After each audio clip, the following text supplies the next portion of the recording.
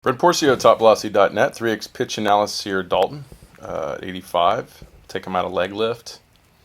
We can see here as he comes out of leg lift, the back knee is internally rotated. So if we look at, can look at the valgus varus positions of the knee, which varus means the knees are out, or what we call in torsion. Valgus is when the knees are in. And we can see here the trail leg is in a 18 degrees of a varus position. We don't want to be there. We want to be in a positive. So that green needs to be, obviously would be 20.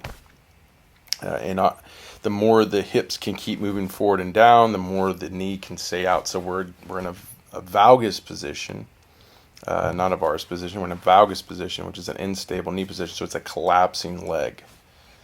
I like how Dalton, you're sitting back, but you could lean your trunk up a little bit more. You could hold torsion, and by counter rotating the hips a little bit more would help you hold that varus position in your drive leg. So when you collapse your leg like that, it's going to make it hard for you to generate power through the back hip.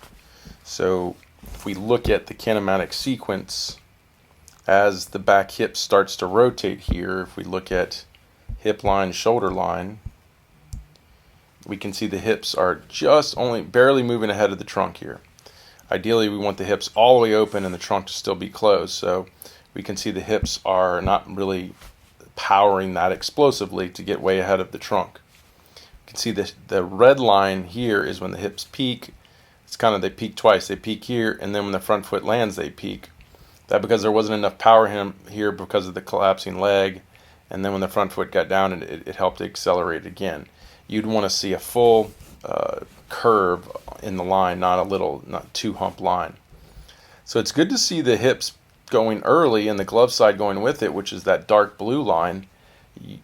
If you were pulling really hard glove side, your dark blue line would be kind of up where your trunk is, which is your green line right here. So it's good to see the hips going ahead of the trunk, and the glove not pulling really aggressively to create a lot of the rotation.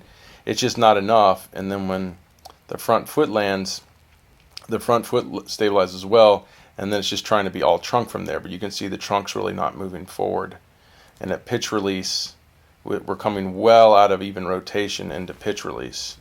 If we look at the linear aspects of sequencing, when things are going off, but linear, not rotational, we can see similarities here, except the red or the hip line is even later. So if we go back and we put both of them up, you can see the angular is here over to the right. That's the rotational sequencing. And over to the left is the linear sequencing. And we can see similarities, but right here when those hips are peaking angular on the right, it's only the glove peaking forward. This is forces going forward, or linear forces, on the left.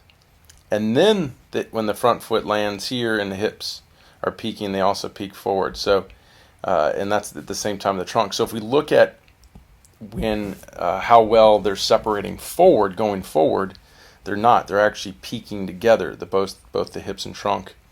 And then at pitch release, more angular speed at this point than linear speed, which goes to show being too rotational, because there's not a lot of forward momentum coming down the mound. We can see the trunk is completely shut off linear towards the target and still got a little speed rotationally, and that's really where the energy is coming from at the end, and a more rotational release. That also puts the arm in a fully extended release point, which is harder than the arm. Harder on the arm than staying flexed. And pushing the trunk forward would keep the arm more flexed. The arm is extending because the trunk is continue to rotate and pull away from the hand. Okay, at front foot strike here, I think the front leg is in a good position, slightly closed. It's stable. So good front leg position. It was really the problem was that collapsing back leg, which shut off a lot of the linear power, which after front foot strike, then you were able to get some linear power going, but still rotational dominated all the way to release. But not so much in contralateral tilt, more in just pulling, probably even late pulling here with your glove. You can see on the right in the angular, look at the left of the dark blue line. It peaks up and then it goes dramatically down. Look on the right with the angular on the glove side. So the glove side doesn't pull more aggressive than the hip, but when the hip declines right here, the glove side is still pulling. So it's that late pulling of the glove side that forced the trunk to continue to over rotate, but that's something you did to overcompensate for the lack of linear forces going forward. As you can see, the back leg is shutting off. It'd be cool to go to, or the trunk is shutting off. It'd be cool to look at some linear foot speeds going into front foot strike. Just looking at the trail leg net speed, which would be the white, coming into front foot strike. There's a slight peak right here in the white where the timeline is. There's a slight peak, and there's another peak right here as the foot comes in. So front foot is about to land. There's a slight peak here, but not enough to really produce a lot of ground force. So this is kind of looking at the ground force, and you can see a slight peak here, but really not much. That needs to be a lot more dynamic to help push more power through that hip. But like I said, if you get into that valgus position where your knee is turning down, it makes it hard for that leg to stay stable and drive because of that collapsing leg. So really working on your drive leg positions and enhancing hip to shoulder separation is the key.